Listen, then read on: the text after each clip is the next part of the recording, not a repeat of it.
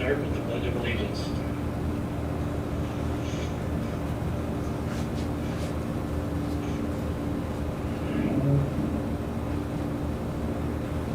I pledge allegiance to the flag of the United States of America, to the republic which stands one one nation, nation, under under God, God, indivisible, with liberty and justice for all. Thank you.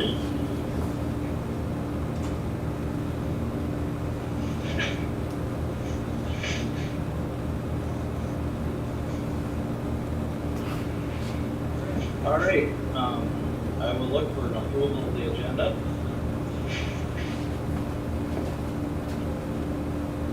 Make a motion to approve the agenda. Scott? I'll second it, it's Julie. All right, we had a motion by Scott, seconded by Julie to approve the agenda as presented. Discussion? Was hearing none. I'm gonna have Kim read the names off again here for roll call vote.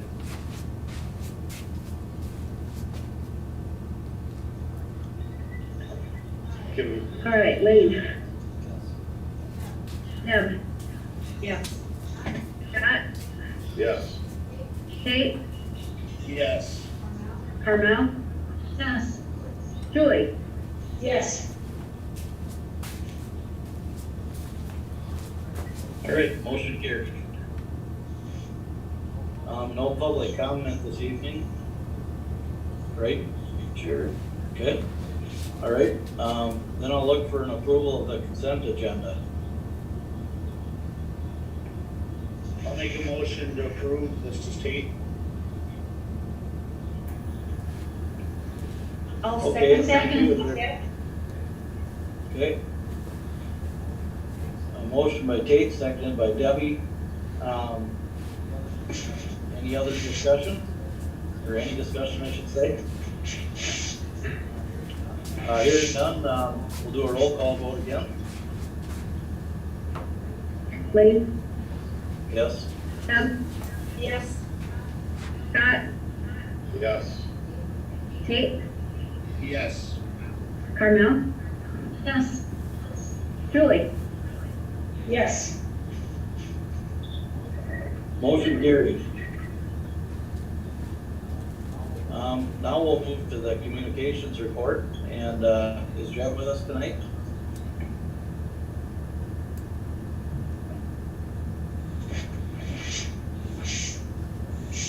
Okay, Judd, do you wanna take over?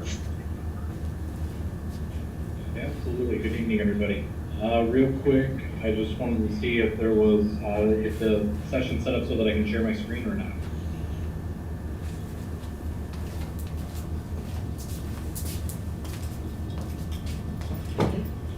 Sherry is checking it out. Yes. If you click on the bottom, Jed, you should be able to, but then the host has to give you permission to do it. Yep. Gotcha, thank you. Yep. Alrighty, so, the first thing that I've got for you is I would like to share the results of a survey that we compiled. This is a district distance learning survey. And you can see the 203 respondents. So what I did was I just took the document, the form that was sent out, and I just compiled it into a document so it'll be able to do this way. Clicking on everything into the sun here. So the run time was from evening of April 29th to the morning of interesting to note that when the survey was sent out, we had 161 respondents by 8 o'clock on the 30th. So it was a really good turnout right off the bat. Just a couple demographics questions for you right off of how many children do you have on your household? Kind of neat to see what the breakdown of the families look like when it comes to number of children. And then a second question of age range, and this one, the respondents could click on multiple answers, so as I can see the data looks a little bit different than the 203. From there we get into the difficulty of the pandemic on the family so far, so that included notes on the bottom to hopefully provide a little bit of clarity Please note that on the Likert scale here, 1 to 5, 1 means not difficult, to 5 being very difficult. And so you see we almost have a true bell curve, which is something that's fairly unique just because it's not skewed one way or the other. It's spread out. Slight advantage in the not difficult. As a result of the pandemic, my family has experienced, and this is where we start to see some of the trauma come in. And it gives us some really good context as far as what the community families are feeling early May. You see at the top here, we've got no difficulties at 17%. Second bar, the form, the answer was really long, so it squished out the label. Bar number 2 is time management or setting a schedule. So you can see we have 115 respondents coming in at 57% saying that they had difficulty setting a schedule. You have mental health coming in at 21%, emotional strain and stress coming in at almost 59%. We have loss of income and jobs coming in at 14%. I would imagine due to the Jenny O plant that might be significantly higher at this point.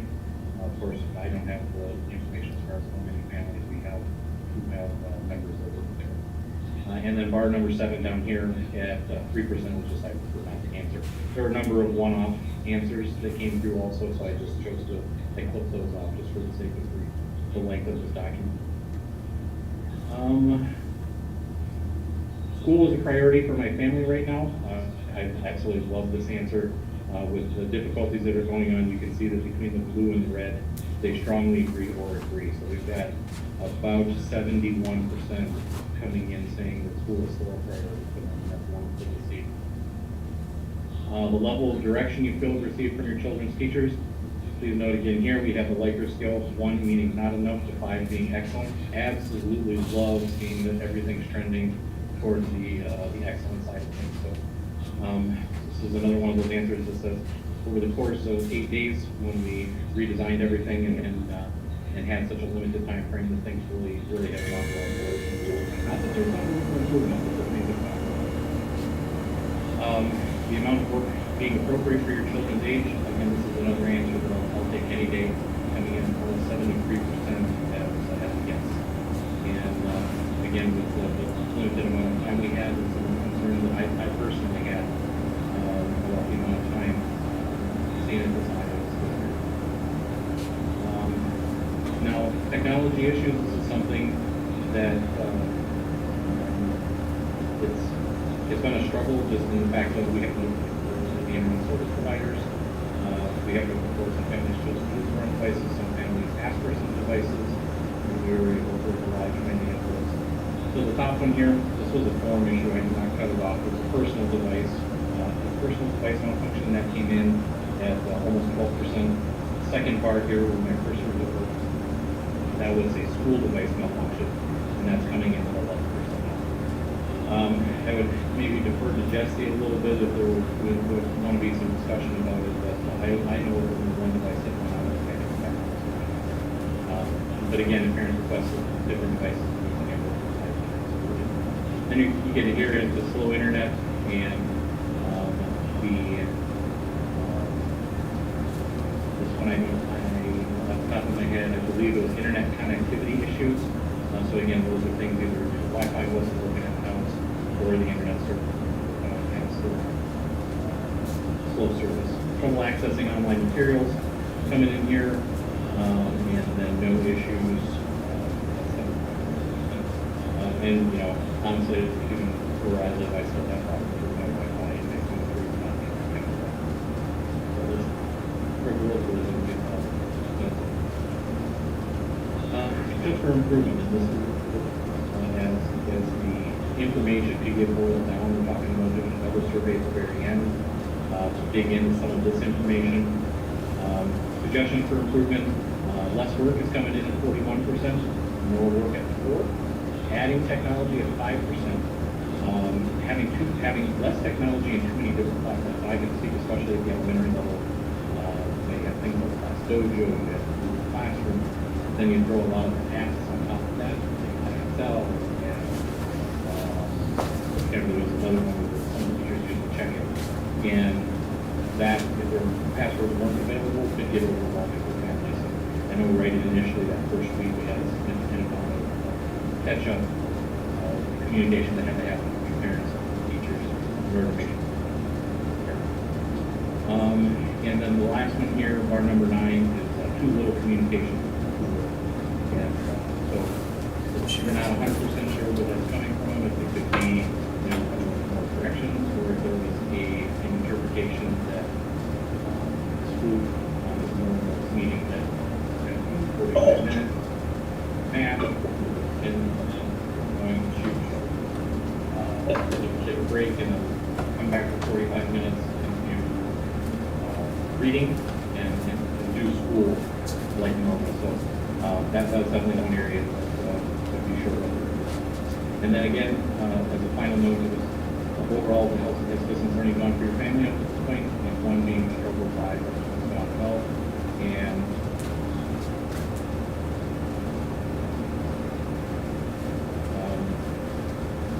and you can kind of see we almost have true to another bell diagram here. So gone well, has more results.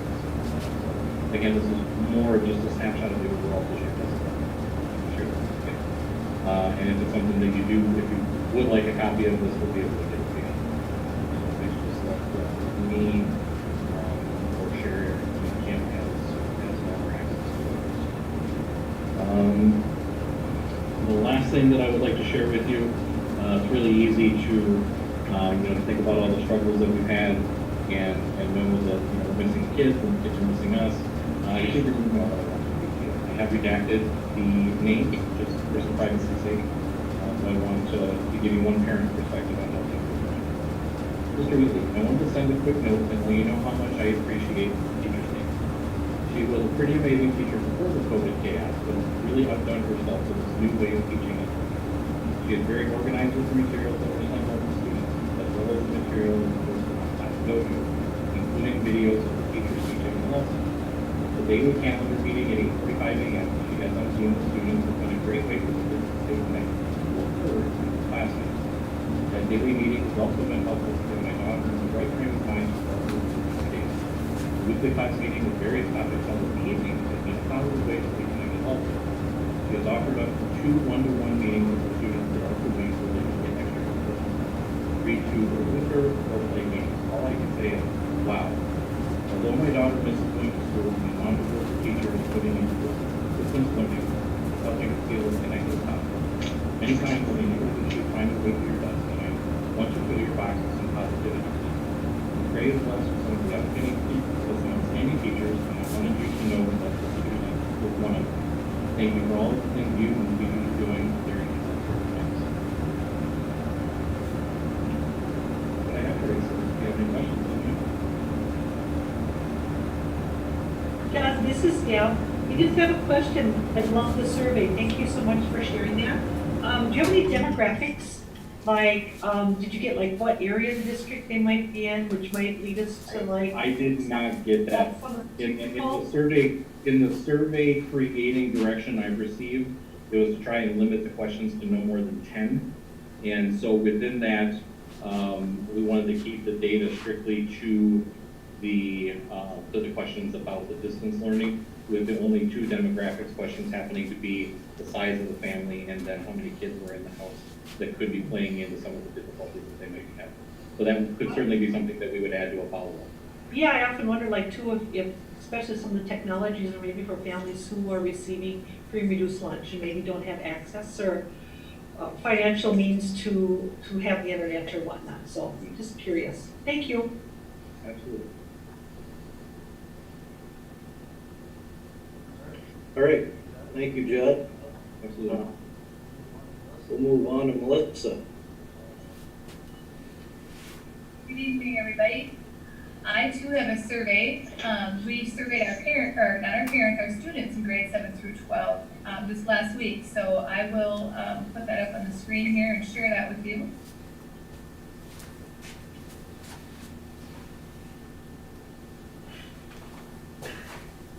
Okay, can you all see my survey? Yep. Okay. So we surveyed our students last Wednesday through Friday. And we broke the survey results down into two groups. So first we had them identify if they were a 7th, 8th, or 9th grader, what grade they're in, and then we broke the results down to, are they in grade 7 through 9 or 10 through 12? So we, split the results a little bit that way. You can see we had 127 students in grades 7 through 9 respond, and 91 10 through 12 graders respond. So I think that's a good survey result. The first question was, how many assignments are you given each day? And, so they're taking 8 classes, or I should say 7 classes, most students. So they're, getting, about 5 assignments a day in there. Excluding class periods, how much total time do you spend every day on your assignments? When I reread this question, I wished it would have said every school day, because I would like some clarity there. Are they working on the weekends or not? So I wish I would have rethought that. But you can see the breakdown difference between 7th through 9th grade and 10th through 12th grade there, and what that looks like.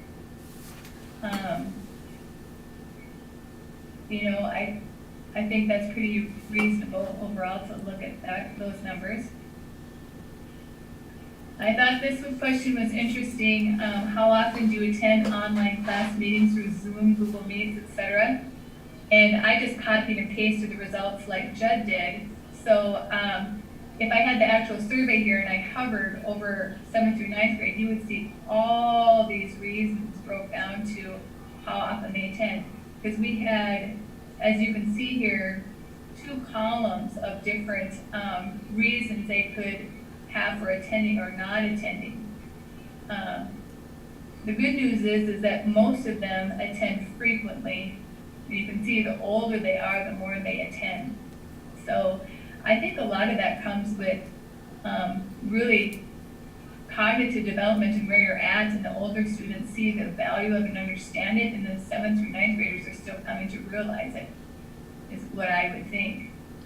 But you can see 62.6% of 10th through 12th graders frequently attend versus 49.2% of 7th through 9th graders attending. But most of them attend or often attend for all, so I think that's good. Here, the question was asked, do you feel your teacher is clearly explaining the expectations for lessons and assignments? And blue, red, and orange all mean yes, so overwhelmingly we're seeing yes. If you see the blue, they understand all the expectations. If you see red, they understand the expectations, but sometimes need clarification.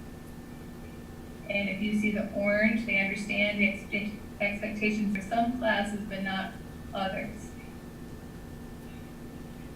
And again, you see the percentages are a little bit of needing more explanation is higher with the younger ones. So I think this is telling for us and something that we need to work on with our younger population of students.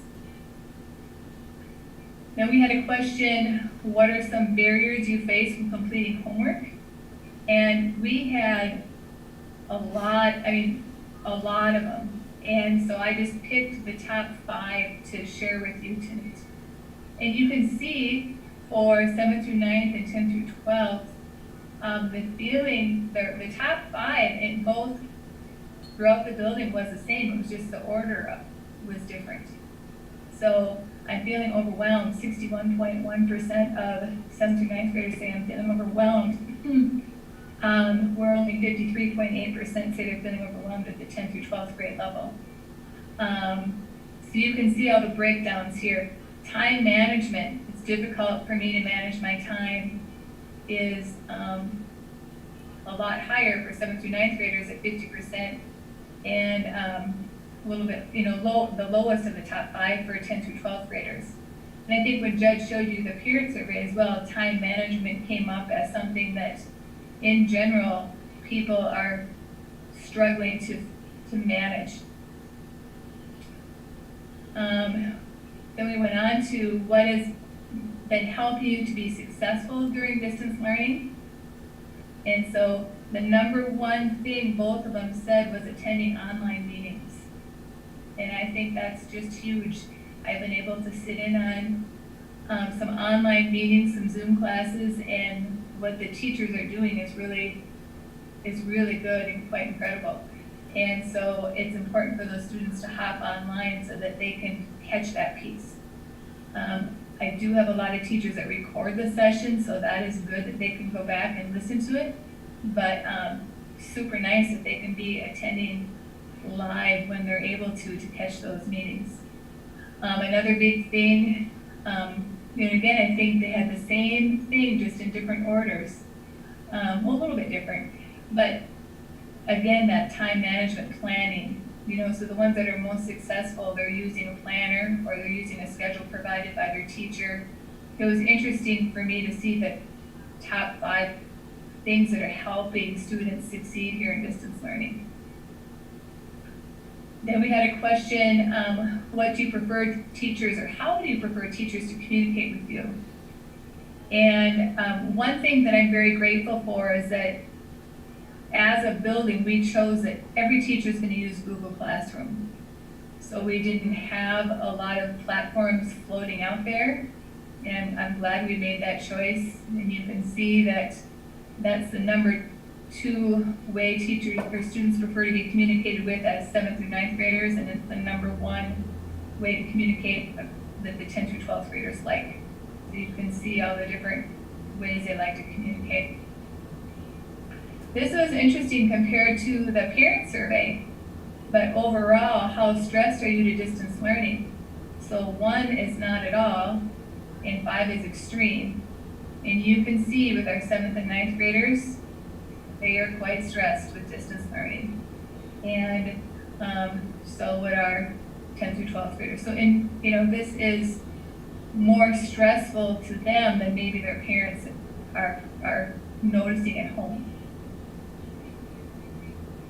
And then the last 2 questions, I didn't list the responses here. There would be 100 responses at least, probably. But they're very good responses the students have given that I'll share with the teachers this week when I meet with them for their weekly check-in. But the 2 questions I asked is, what is something one of your teachers is doing that you think is working well for you? And explain the teacher or class and what is working. We talk about that a lot when we meet weekly as staff. If I hear tips from other teachers, that I pass them along to the next group of teachers, so there's something new we can try. So I'm going to share those ideas out with everybody this week. And then we had an optional question for to include any comments they have about distance learning, and students have put some comments in there. So, and like Judd, I can share a copy with you. So if you'd like me to share a copy with you on these results, just let me know and I can get them out to you. So, anybody have any questions on the survey? Melissa, just wondering, this is Deb, with that high amount of stress that the students are feeling, is there anything that we're doing to try to address that or to find out more about it, or? Yes, we have a support team that meets every week. So on that support team and it's a district-wide support team. So on the support team is the school social workers, the school counselor, the school success coordinators, Judd, and myself. And so we meet weekly to identify and not identify, but bring student concerns to the group that teachers have told us, and identify ways in which we can try to reach out and help alleviate some of the stress that is occurring with our students.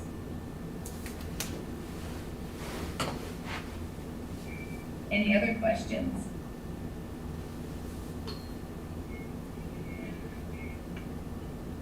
Okay, I'm going to quit sharing and just talk about a couple other things here. Okay, so my main focus, well, there's a lot of focuses here in the last few weeks of school here, but I'm working hard with graduation and the seniors, so I'll just give you a few highlights there. So tomorrow we have cap and gown pickup, and we have that from 7 a.m. to 7 p.m. And students, it's all meeting distance social distancing guidelines and all the safety precautions that are being taken. We have a couple gracious enough to have both Sam and Billy from the newspaper come, so we're gonna get all the kids, one by one, when they come, they're gonna put on their cap and gown, we're gonna get their picture taken with them in their cap and gown.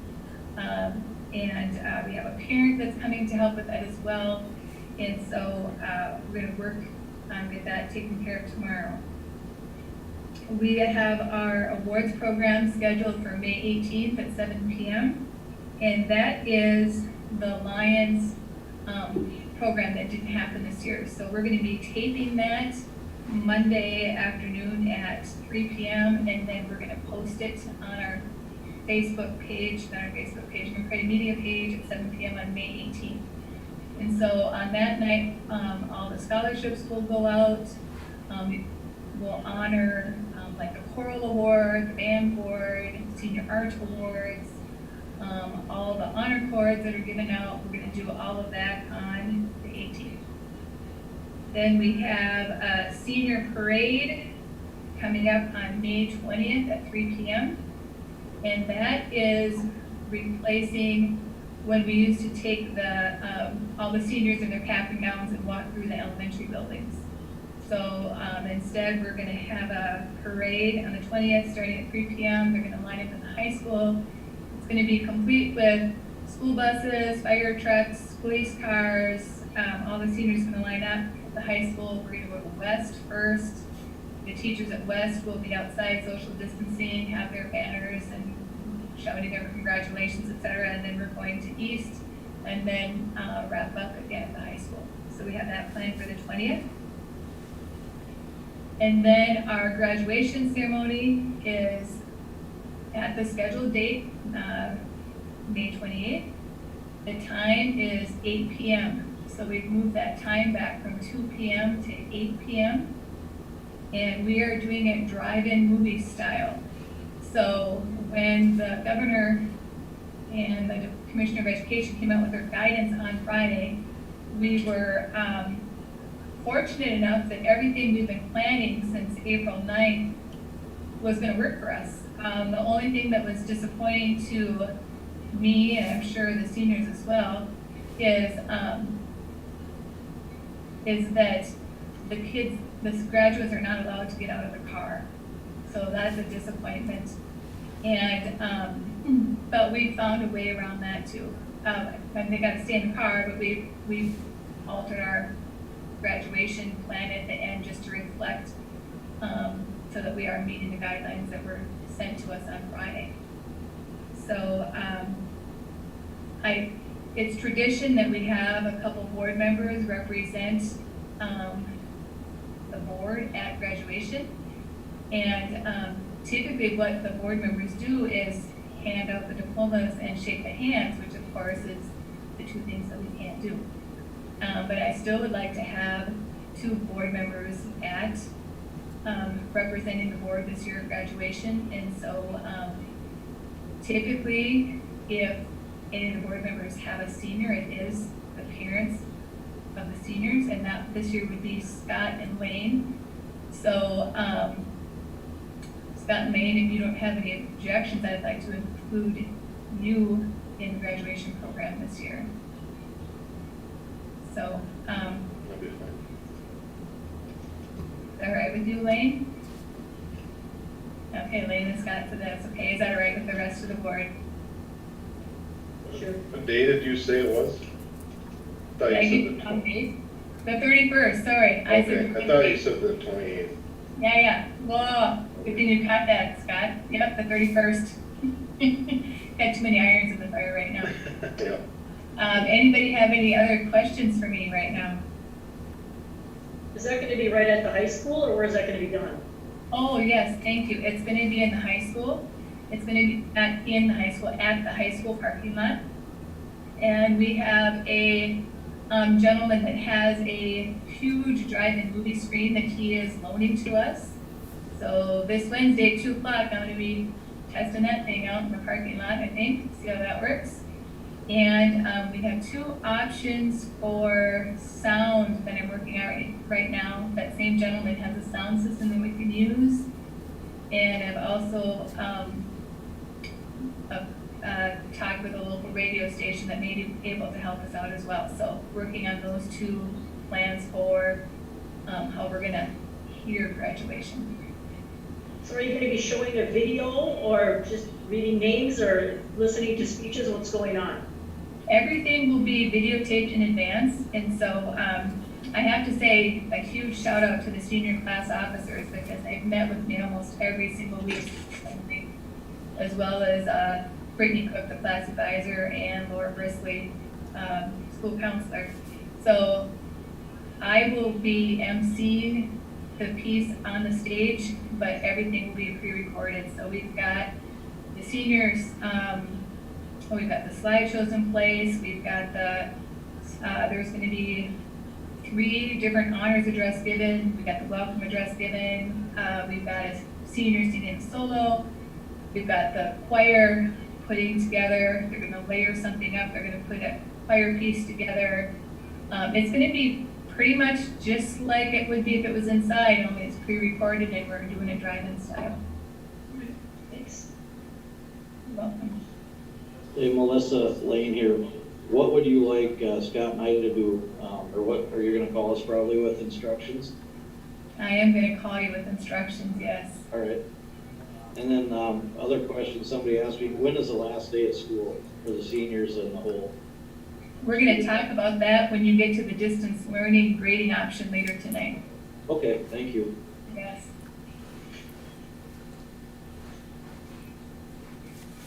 Question, Melissa, how about an update on prom at all? Oh, sure. So right now, we still have 2 prom dates out there. So we have a June 4th prom date, and we also have a July date. Let me look at that July date quick.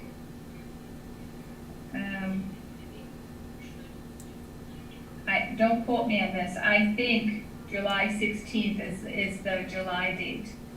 So we've got 2 dates out there, still scheduled with the Oaks. We aren't losing any money, or there's no penalty for us right now to have those 2 dates out there, as long as we cancel 1 week in advance. And so the hope is to be able to have prom. If we can't have it in July, the reality will be at that time we'll likely cancel it. But we're still hopeful to be able to have prom. You know, we got 2 dates out there holding our spot, being very hopeful. Okay, thanks. Yes. All right, thanks, Melissa. You're welcome. Unless there's any other questions.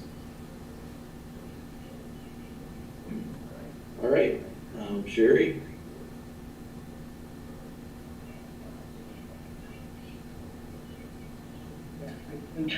I have to turn 2 buttons on and off as I go here. So, thank you all. In your packets this evening, I have my second semester activities report. The first 4 pages, or 2 front to back, are winter tournament reports. And then spring, which we all know was not very much of anything, but in March we did have winter activities concluded, and we did have BP. Only able to host subsection, or not host, but have subsection like KMS and SSU, and the rest is canceled. A lot of information in here. I took Jim's reports and I took things out that were reworded, I should say, to make them in past tense. And on the bottom of the front of the page, it says February 2020. Most coaches for spring did work with students in advance of the learning that school would be required to go to distance learning as of Executive Order 20-01. And then you can read all the details who the coaches were going to be, but we were required to pay coaches for spring, and those payments are happening during the month of May. And then I also added, because I feel strongly that a board report, the board documents are good history for the future. I included 2 documents that had to do with the cancellation of the spring sports. So you can read those at your leisure. There's a lot of information out there about what coaches can and can't do. And so I just wanted to include those as just a proof of this is when this all happened, was in the spring of 2020. Any questions about anything there? Going on to the second part of my report, I chose we've got a lot of information tonight about COVID-19 and things that are happening now, important things like graduation and those kinds of things, prom, grading. But I've already started thinking about next fall, and I think that's very, very important in our world right now, even though it's not even the middle of May yet. So if you would just take time to look through this, last week I had 2 opportunities to one was a national survey and one was to attend a national webinar. And people are talking about next fall already. So the things that I have in my report here about COVID-19 planning for distance learning, when I wrote this last week, we did not have word from MDE on commencement. Now we do, as Melissa referred to. Also, Denise asked me to share with you that we're waiting for guidance on summer activities. Correct, so there can't, any community ed activities. I expect that from MDE/MDH/the governor's meetings. Well, I sure would have liked it today, but I think it's going to be Tuesday or Wednesday. Now, thinking ahead to 2021 school year, what I want to lead McRae in with Judd and Melissa's help and your support is looking at long-term innovation versus short-term critical needs.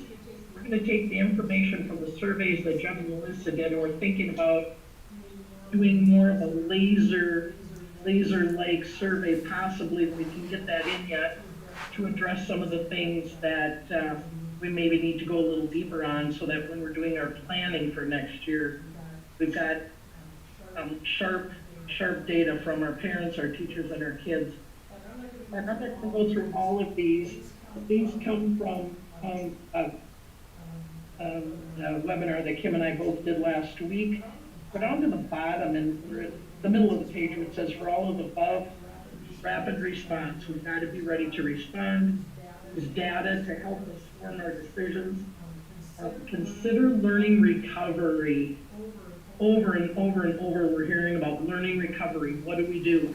One of the responses, one of the recommendations is across the country is try to have an earlier start to the school year. Check, we're done with that. We've got that one going, and I can see why they want to do that. Look at academic interventions, having Julie Dyken paid out of achievement and integration money, boom, done for next year. Plan on identifying individual student needs with them next year. I think a lot of innovative thinking. The CARES Act is what our webinar was about, and I'm going to turn this over to Kim just a little bit to talk about significant financial implications, right, Kim? Of the CARES Act, that we'll be using that money to help us make our decisions, plan for the kids. Go ahead, Kim.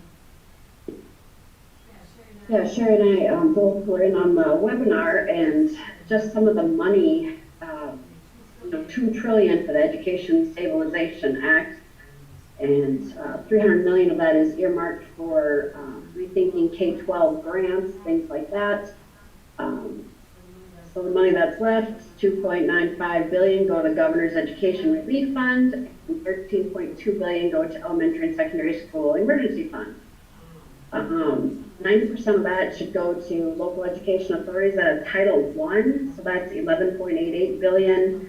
a couple other little categories, but still, people are projecting that this would cover budget cuts up to about 8%, but there are a lot of states already projecting over 20% needed budget cuts needed because of all this. So they're using Title I as the vehicle to get the money to us and deciding who gets how much money. There's still no word on when this money is actually coming.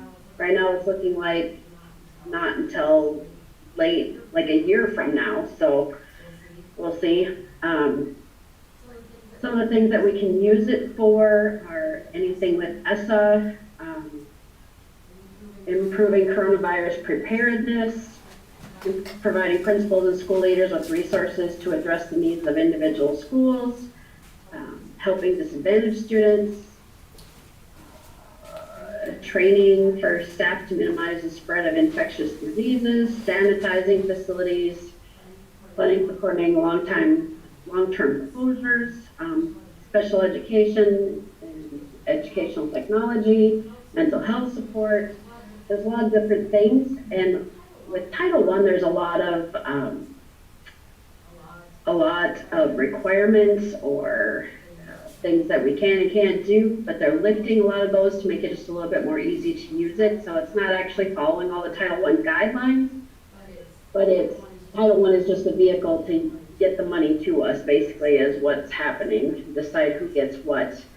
From the survey that this company did, 84%,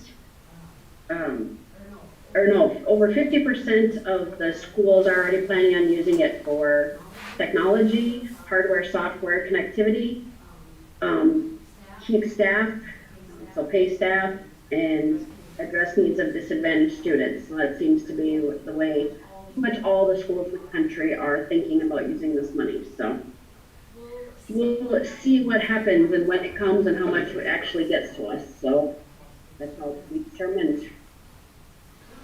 Currently, we created line items in our finances so that we are tracking everything, whether it's personnel or products or technology that have been incurred by us due to COVID-19, because I believe some of that money is going to apply toward what we've already spent. So I think you can see as we listen to what Judd's report survey showed, what Melissa's survey showed, what Kim talked about nationally, we're hearing over and over and over. Give access to technology and Wi-Fi. Make sure you're transporting kids. Make sure there's equity in every single thing we do. We're watching for mental health, addressing special ed needs. Like Kim said, it's quite similar across the board in our country. So I'm going to spend my time sharing with you that we're talking about this already. Are we preparing to go back to the regular classroom as we've known it? Or we go back to distance learning in August?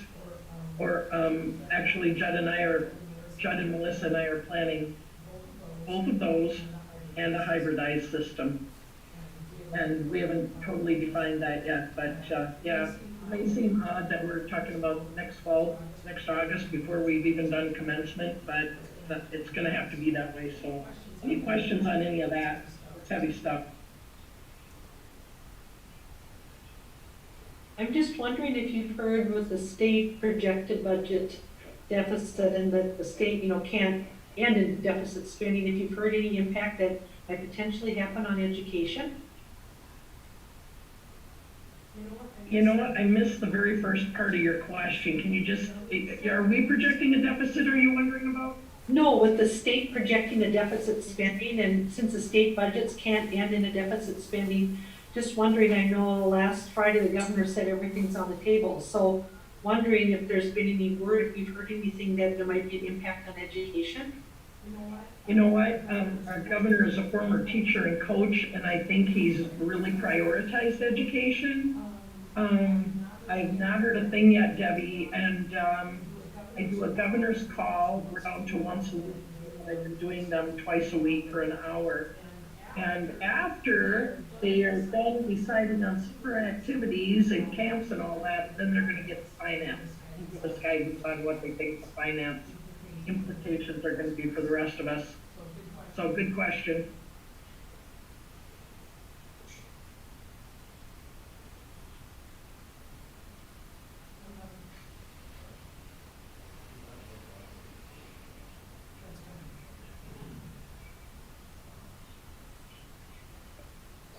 All right.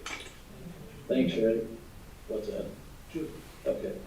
All right, Julie, did you discuss the, certs, I don't know if you Sure. wanna call it committee or, what you, or search program? Thank you. Yeah, CERTS, CERTS, stands for Clean Energy Resource Teams. And their mission is to connect businesses, schools, individuals, communities with resources to implement clean energy projects, and also promote cost savings through energy efficiency, renewable energies like solar and wind, geothermal, biomass, that kind of thing. So this group is partnered up with the University of Minnesota Extension Agency or service there, Minnesota Department of Commerce, Southwest Regional Development Commission, and other groups that have access to information and organizations that might have valuable information or programs or something that people can use. So this group basically provides their services for free. They're kind of a clearinghouse for manufacturers and agencies that can help you out. They don't sell any products, but they do a round of seed grants. They know of other grants that are available for renewable energy. They work with schools, businesses, on educational services for schools. They offer curriculum planning all the way from elementary right up to high school. They have a YES program called Youth Energy Summit. So they're kind of a clearinghouse. They can help you find information about renewable energies and what you can do, how it can help out your business or your school, or sometimes businesses want to switch over to all LED lighting, for instance, so they can help you with that. They can help you determine cost savings or payback for projects or equipment and that kind of thing, or opportunities that might be out there, or things like community solar gardens. And I know we've already got we're already involved in that. That's something to save dollars for energy. So I just think it's a good opportunity to talk to these people. It doesn't cost us anything, and as long as we're putting all this money into a new building and updating our high school, I just think alone the educational component that they can offer us for career and tech ed in renewable energies, and that's not going to go away. That's going to be a future career path that a lot of kids might be interested in. So if we can even someday have our own small solar array or something that could be tied into the classroom as well as saving us some money, I think it's something that's worth looking at. So these people are a good resource for us, and they kind of take you by the hand a little bit and lead you down the path of finding out the information of what might work for you. So I think it's worth spending some time with them. So. And they're all local. I mean, it's all Minnesota. They're all involved with Minnesota companies and other Minnesota groups that are involved in renewable energy. And I think they maybe already have sent you, Sherry, some websites or things to look at, or some resources that you can check out. Yeah, Julie's right that they're really going to take us by the hand, and it's an awesome educational opportunity for our kids, and our goal would be to weave it into everything that we do across the grade levels and stuff like that. So thank you, Julie, for reaching out to them and knowing about this. And Julie and I did a Zoom meeting with that group last week.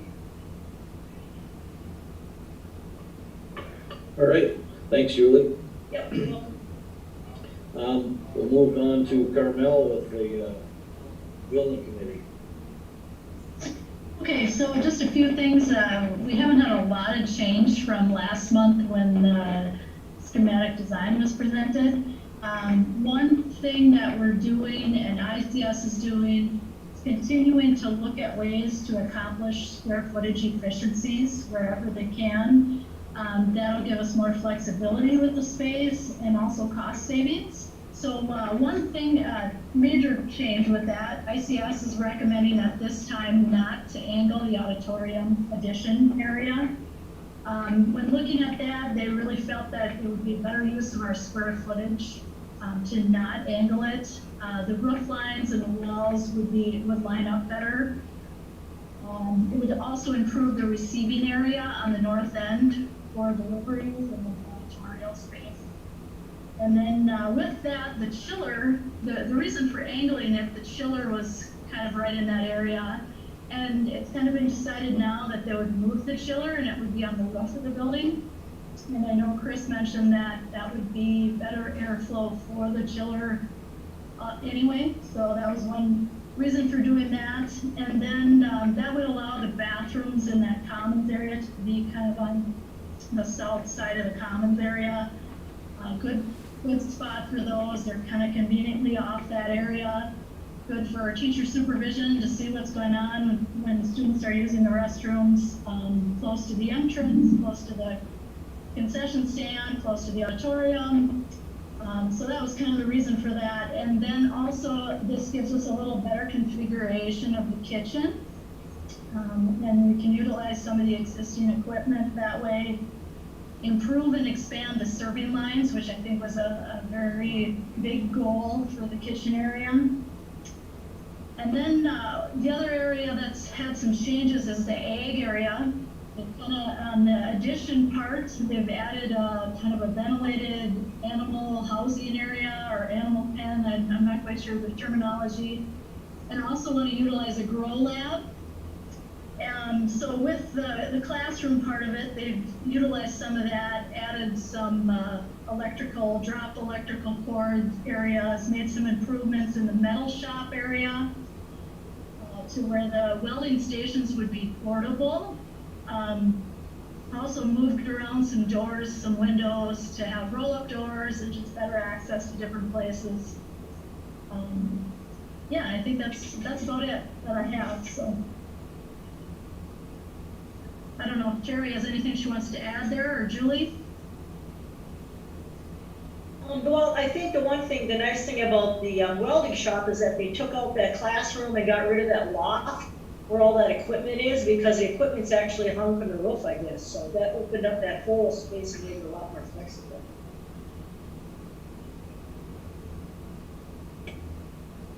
Yeah, I think you covered it, Julie, or Carmel, very well.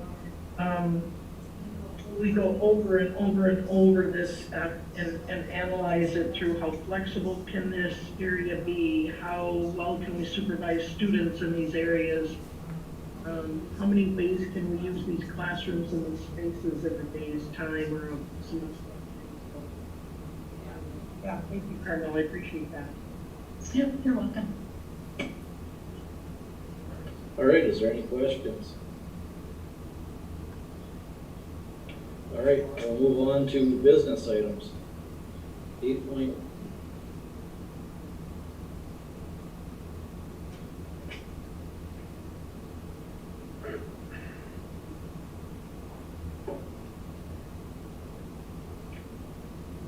I'll make a motion to approve the fiscal year 2020 revised budget. Okay, Scott, is there a second? I'll second this tape. Thank you. Discussion.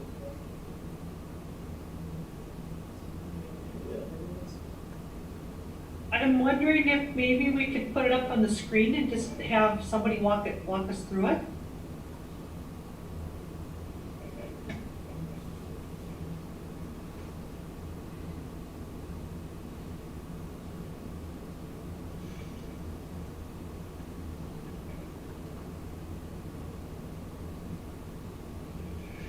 Yeah, can you hold it in front of your camera? Or I can hold it up?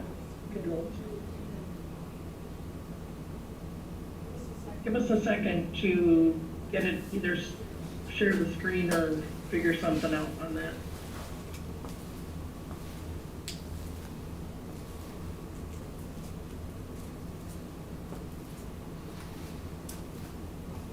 Do you want us to go on to something else while you figure that out?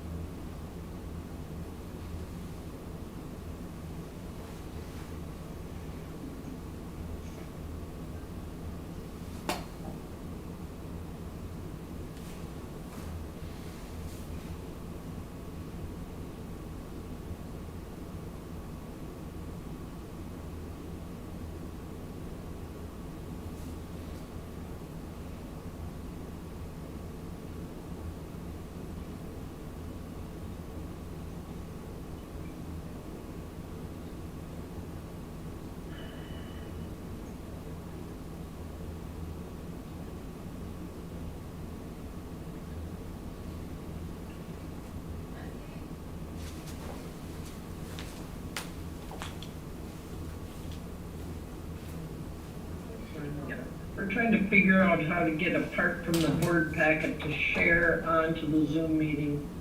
That's what we're working on here.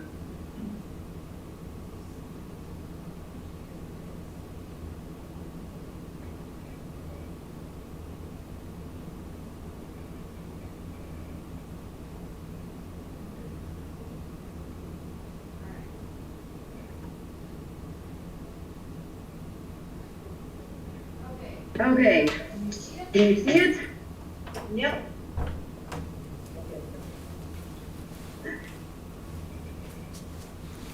All right, so the top row is the revenues from the original budget to the revised budget. General funds difference went up $121,000. That's because I always estimate the enrollment low. It's just that way we're covered if it doesn't end up being what we kind of really think it is. Food service, that went the wrong direction. Part of that has to do with COVID and not having kids in the building, buying all the cards and different things like that. Community service is always a little bit of a problem. That's also actually with COVID because we're not charging as much tuition for April and May. We actually reduced that quite a bit because the kids aren't in school. Capital outlay, we had a little bit left revenue there too. So then you can see that the overall it's a difference of $4,500. Expenditures kind of went up. Or no, I'm sorry, I said that backwards. It kind of went down. I always estimate expenditures high, just to help us have a little bit of a cushion, different things moved around, stuff like that. So we ended up spending, or it looks like we're gonna spend less than what I originally planned and thought with everybody's help. So then you can see the revised budget there, estimating being up $45,000. Now that's still gonna fluctuate quite a bit because we got some unforeseen things coming probably with all this COVID stuff, but you know, that's best effort guess right now kind of thing. Any questions? I'm just wondering about the community services. We've always tried to keep that low, but we always know it is gonna come on, you know, not enough revenue to cover the expenses, but what is our plan for that this year? Have you thought about that, or we've kind of paid that down in the past? Yeah, and depending on how the audit turns out, the auditors might want us to, you know, bring that back to zero again. Maybe this coming winter we look at raising tuition for preschool. You know, I don't know. That's one that it's just hard to come out even and still have it available for people to use.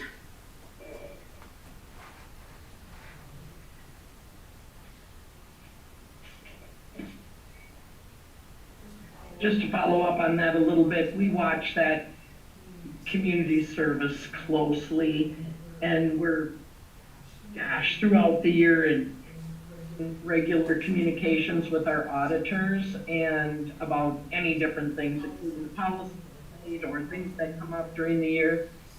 So once this, not even the fiscal year, but once the school year is over, we'll be communicating with the auditors again about this is coming up, what's your recommendation? And while it's not a lot of comfort, this is an area that's a struggle area for most schools, along with food service, just an FYI. Doesn't mean that we're not trying to manage it better, but it's a tough area.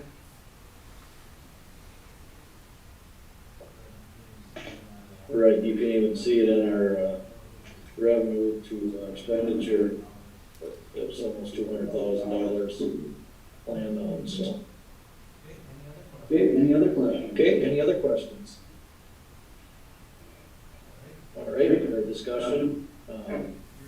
Hearing none, we'll do a roll call vote again. Am I still muted? No, you're live. Okay, I'm good. Lee, Yes. Deb, Yes. Yes. Kate, Yes. Carmel, Yes. Julie, Yes. Motion carried. 8.2. I'll make the motion to approve 8.2 as presented. Thank you, Carmel. Is there a second? This is Scott, I'll second it.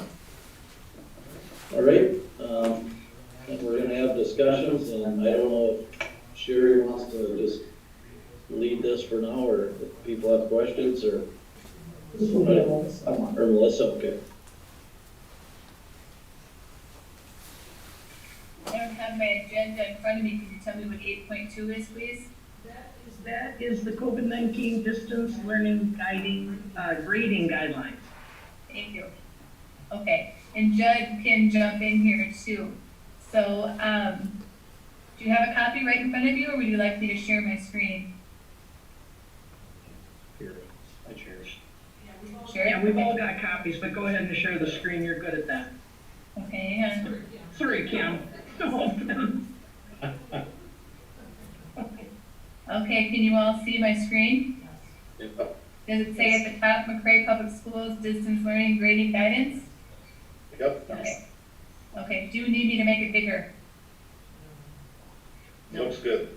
Okay, all right, so, this, plan was developed by Judd and, me after much, research, connecting with area principals, sitting in, Zoom meetings, and, I'll be honest with you, when you try to look, there's no current research out there because we've never graded in a pandemic before. So everything is looking at practice for grading and what are area schools doing. And so in kind of considering everything to be considered, this is a plan that Judd and I came up with for the district. So all grades prior to distance learning have been finalized. You can see that first box is kind of a summary of where we're at. And so we're supposed to continue to get, continue to put M's in the grade book and not get zeros. Students should be given every opportunity to make up work until May 28th, which is the end of the quarter. One of the things that we heard over and over again when we were working on our plan was that our plan needed to be equitable. That was the biggest thing that we heard. And they said, you know, when you're not in a school building, that's the hardest thing ever, to be equitable, because like you saw in our surveys tonight, you know, we don't know who's maybe struggling, they're overwhelmed, or they're struggling because their internet's not working, or they're struggling because mom or dad just lost their job. There's any number of reasons here. So we tried to make it as flexible and equitable as possible. So we, you know, grade how the overall, not just how they've done during distance learning. So it's more of a like a holistic approach to grading. Missing assignments aside, how well have they done with what they were able to turn in? So focusing on that. Do not have to use a current grading scale. So in the handbook, we have a grading scale that's on there, but we put an example out there. You know, a 50% would be an F. But in your mind, if the student has a 50% in the grade book, but they're doing the best that they possibly can and are doing average level work for your class, they should give the student a C, would be a high school example. So they're supposed to consider every student patient. So you can look here, quarter 4 will not be used to determine whether a student will pass a class or move on to the next course. You know, we'll look over the whole year. How do they do there's 1, 2, and 3 before making that determination. Semester-long courses will be the same way. Again, how do they do overall, not just introduced in Q4. Quarter classes, again, let's look at how well they've done and what they've turned in. Let's not focus on what's missing, let's focus on what's in. Now, we were asked earlier today what would be the last day of school, and so what we are proposing is that all due dates for Q4 would be May 20th. So in essence, the last day a teacher would have any assignment due would be May 20th. So if a student has all of their assignments in, they could choose to be done on May 20th. If they have missing work, that's where we're gonna focus every effort that we have, all of our teachers, all of our parents and support staff, and just focus on helping the students that need help. And if we have students that want to better their grades, so they want some enrichment, those students can request that as well. So if they, want enriching information given to them between now or between May 20th and the 28th, which is the last day of the quarter, they can do that as well. So here are the conditions in this blitz here that you can read. Teachers should consider exempting non-essential assignments. And I've seen some of our teachers do that already. I think they're doing a good job of that. Once a student has turned in his or her missing assignments, then they may be considered done for the end of the year. And then below, we put in the link to the grading guidance that was given to us by MDE on May 1st. And then we pulled out some key points. I mean, you can read the whole document here, but we pulled out what we thought were some strong key points that were in that document from MDE. So again, consider every situation. A student should not be reported as a failure or retained or given an F during this unprecedented time. Consider the unique needs of students. For example, if they're in special ed, if they have a 5-4 plan, if they're English language learners, if they're in career and technical programs. And the districts are recommended to create a system and policies that hold students harmless. So that's what we feel like we have done with this plan. I'd like to add, if I could please, that Melissa and I also attended a grading workshop sponsored by the Service Co-op, and they broke us into some small groups, and so we were able to have that conversation, see what their guidance was on it. Also, a lot of it was based on what MDE provided, but that it did include area schools, and that it wasn't statewide. It wasn't just the cities that was dictating what we're doing, but that we're all on this page with this. And then also let's say that, with that 20th date, I really feel like that gives our special education teachers the opportunity to get caught up, because there's been a tremendous amount of work the distance learning has put upon our special education services.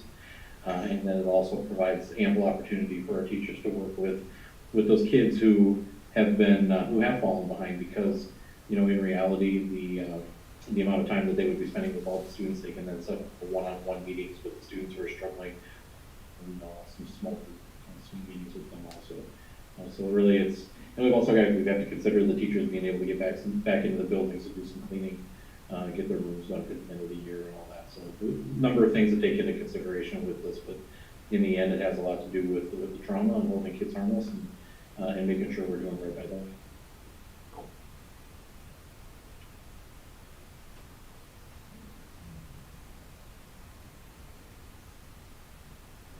All right, thank you, Melissa and Judd. Is there any other discussion? Just a quick question again. Are we doing online or distance learning summer school this year? That is not the plan right now.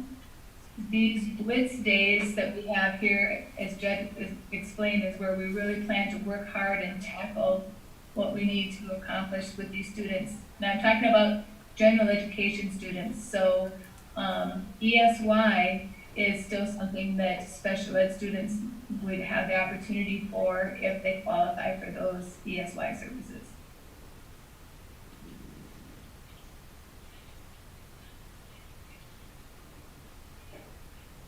Okay, any other discussion? Otherwise, hearing none, Kim? All right, Lane, Yes. Deb, Yes, Scott, Yes. Nate, Yes. Carmel, Yes. Julie. Yes. All right, motion carried. We'll move on to 8.3.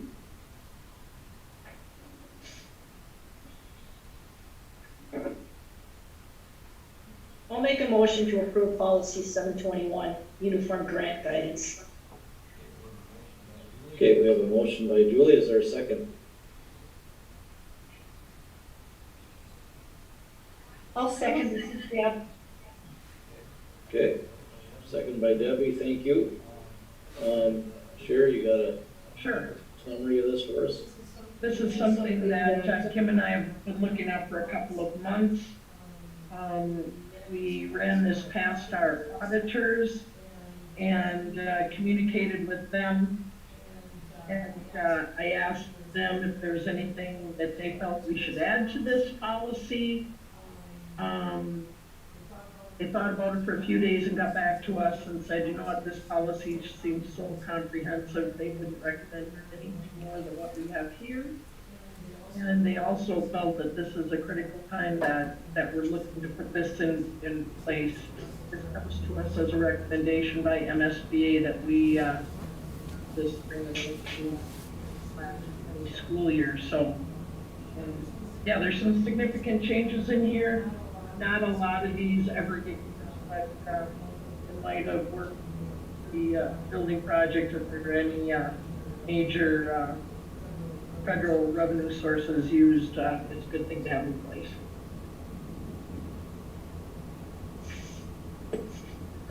Okay, thank you. Any other discussion? Hearing none, Kim? Lane, Yes. Deb, Yes, Scott, Yes.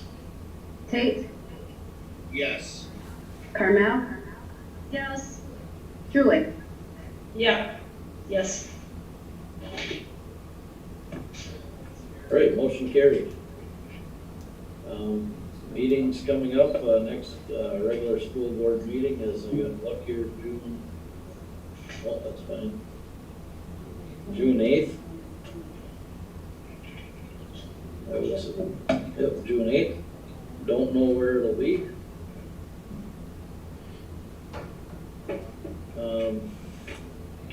Any other meetings may come up. With that, I'll look for a motion to adjourn. Say, Lane, I just want to state, wasn't last week Teacher Appreciation Week or Teacher Appreciation Day? So just want to throw some kudos out there to our teachers and all the hard work they did this semester, especially with COVID. Yes, thank you, Julie. Thanks for the reminder of that. Other than that, then I'll look for a motion to adjourn. Make a motion Make to a adjourn. motion. I'll Okay, second. motion by Scott. Is there a second? I'll second, Julie here. Julie? Yep. All right. All in favor? Run through it again? Lane, Yes. Deb, yes. Scott, Yes. Tate, Yes. Carmel, Yes. Julie. Yes. Motion carried to adjourn. It's 7:16 PM. And thanks everybody for tuning in tonight. Welcome. Thank you.